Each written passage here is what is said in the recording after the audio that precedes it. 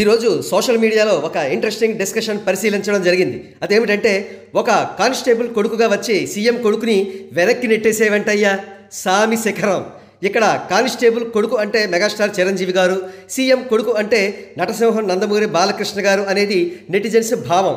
వారు చేసిన విశ్లేషణ ఈ విధంగా ఉంది. బాలకృష్ణ గారు బై బర్త్ గోల్డెన్ స్పూన్తో పుట్టారు. ఆయన ఆగర్భ శ్రీమంతుడు. ఆయన టీనేజర్గా 1974 నుండి సినిమాలు చేశారు. అయితే ఫుల్ ఫ్లెడ్జ్డ్ హీరోగా మాత్రం 1984లో రిలీజ్ అయిన సాహసమే జీవితం ఆయన మొదటి చిత్రం. అప్పటికి ఆయన తండ్రి ఎన్టీఆర్ సీఎంగా ఉన్నారు. బాలకృష్ణ గారికి టీడీపీ క్యాడర్ మొత్తం అండగా ఉంది. మరో ప్రక్క ఈనాడు, ఆంధ్రజ్యోతి వంటి ప్రో టీడీపీ మీడియా హౌసెస్ కూడా అండగా ఉండేవి. అప్పటికే టీనేజర్గా చాలా చిత్రాలు చేయడం వల్ల, అన్ని విధాల అంగబలం అర్ధబలం ఉండడం వల్ల బాలకృష్ణ గారు మినహా మరొకరు నంబర్ 1 హీరో అయ్యే ఛాన్సే లేదు. కానీ అక్కడే ఒక అద్భుతం జరిగింది. హెడ్ కానిస్టేబుల్గా చేసిన కొణిదెల వెంకట్రావు గారి అబ్బాయి చిరంజీవి చెచ్చర పిడుగుల ప్రాణం ఖరీదు చిత్రంతో చిత్ర పరిశ్రమలోకి వచ్చి 1983లో రిలీజ్ అయిన ఖైదీతో నంబర్ 1 స్థానం సంపాదించారు.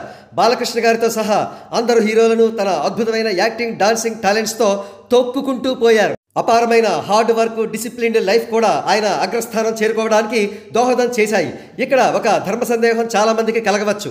మరి కొన్ని కోట్ల మంది జనాలున్న టీడీపీ క్యాడర్ చిరంజీవి గారిని తోసిరాజని, బాలకృష్ణ గారిని ఎందుకు నంబర్ 1 చెయ్యలేకపోయిందని.